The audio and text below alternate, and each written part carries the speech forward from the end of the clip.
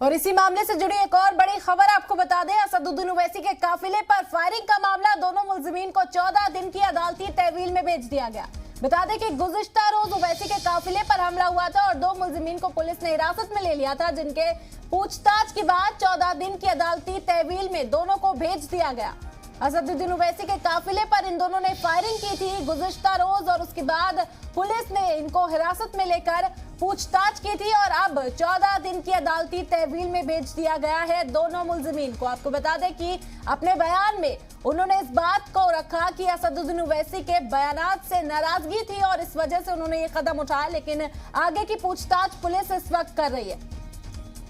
खबरों में बने रहने के लिए आप हमारे फेसबुक, ट्विटर, इंस्टाग्राम पेज को फॉलो कर सकते हैं और ताज़ा अपडेट्स के लिए हमारे यूट्यूब चैनल जी सलाम को सब्सक्राइब कर सकते हैं और हाँ, बेल आइकन दबाना बिल्कुल ना भूलें।